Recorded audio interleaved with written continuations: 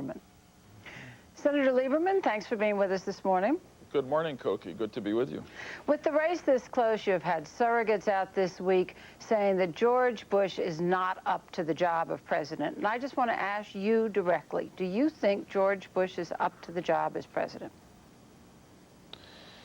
Well, and this is President of the United States we're talking about. It's the most important, complicated, powerful position in government in the world. All of us in the U.S. and a lot of people around the world depend on it. So I guess I'd say this, based on Governor Bush's experience, his record in Texas, which is not good on environment, health care, education, and based on his plans for the country, which I'm confident would take us into debt and cripple our economy again, I don't think George Bush is ready to be president of the United States. And I compare that to Al Gore, who, based on his experience, his record, his ideas for America's future, which will keep America's prosperity going, keep the government in balance, in surplus. I think Al Gore really is ready to be a very good president of the United States. So you don't think Bush is up to the job?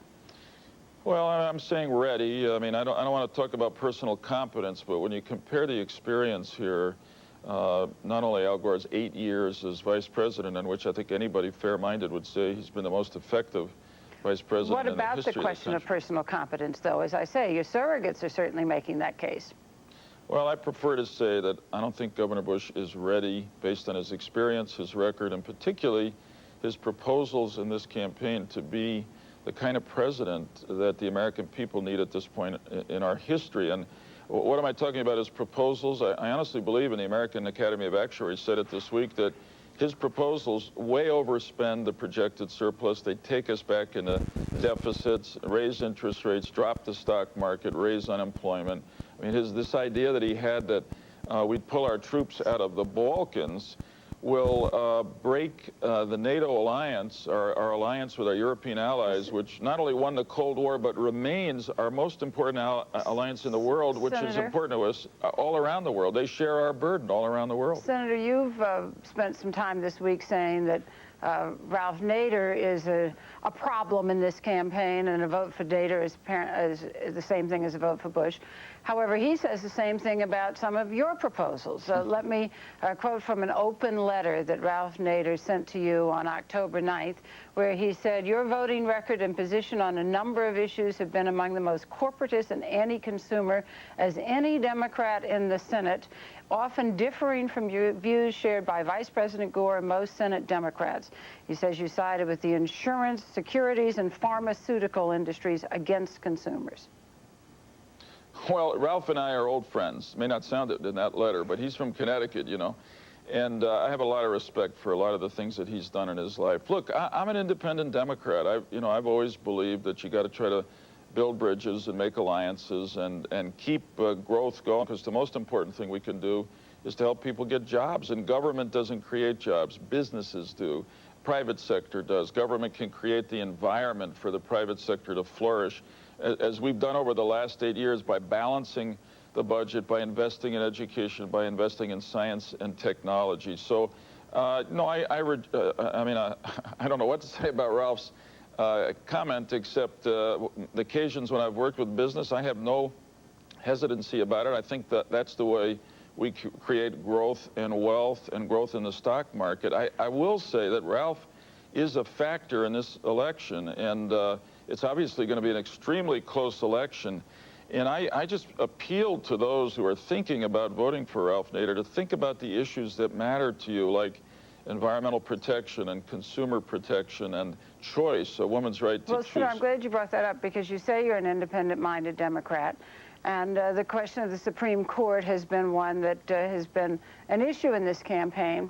Right. The National Right to Life Committee says that you, in conversations with them 1988 and 1989, said that you would have voted to confirm Robert Bork to the Supreme Court, and that you do not believe that litmus test should be applied for a Supreme Court justice, a pro-choice litmus test. Yeah, I don't believe in litmus tests. I think that's the position of Vice President Gore. Is it true you would have voted to confirm Bork?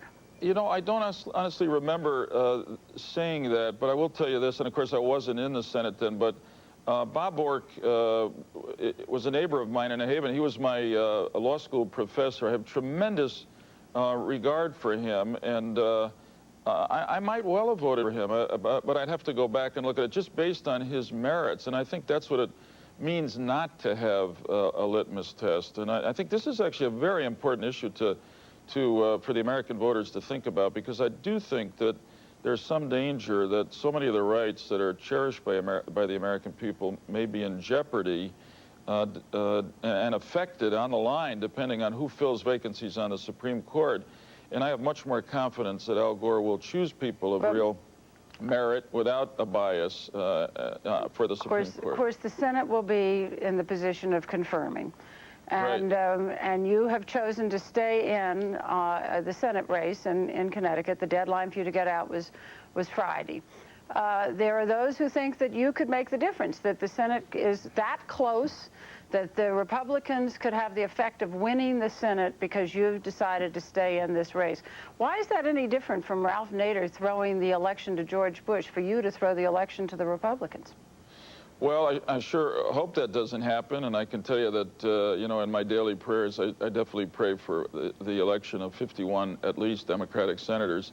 I stayed in the race in Connecticut because the Connecticut Democratic Party, which nominated me, asked me to stay in for a lot of reasons. This seat ought to be filled in an open election with everybody who wants to run running. A lot of the potential candidates couldn't run this year because they were running for something else. It was too late to change, and the voters wouldn't have had much of a chance to participate in either party. The polls show that the Democrat most likely to have run in your place, Blumenthal, would have won.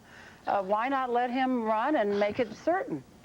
Look, that decision is made. I will say, if I had pulled out earlier, the Republicans would have put in another nominee other than the man who's in there now, who I just think they would have put in a stronger nominee, so it would have been a battle. I'm going to let this go and take care of itself, and I'm confident, and as I say, I hope and underline pray that the Democrats elect 51 senators, and I'm fortunate and honored enough to be the vice president, and we'll go on from there to govern in the interest of the American people, keep the economy going. But it is, at the moment, unlikely that they will elect 51 senators, and it is possible that they will elect 50, and you will be in the position of turning the Senate to the Republicans. Does that bother you? Yeah, of course it does. But I must say that as I look at the races, I think Democratic candidates Democrats are as likely to elect 51 or 52 as they are to elect 50. That's the truth. Well, I want to remind you of your own first race for the Senate back in 1988 and play for you an ad that you probably haven't seen in a little while, that you ran against Lowell Weicker. Let's take a look at this famous old ad. An oldie but goodie. Yes. The official congressional record reveals that Weicker has one of the worst attendance records in the Senate. Now, since the Democratic convention, since the August recess, you have not shown up to vote in the Senate. And there have been some pretty important votes there. Why is that any different?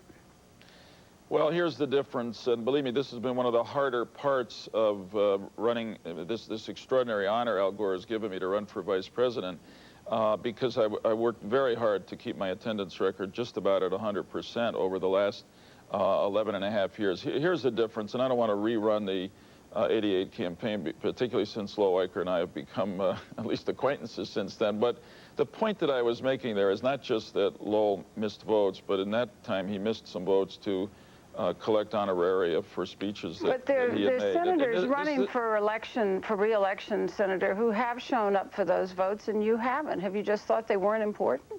No, let's go back to it. Here's the difference. Obviously, everybody in Connecticut understands that I've missed those votes because I'm running for vice president. They have an 11-and-a-half-year record in which my voting attendance was over 99%.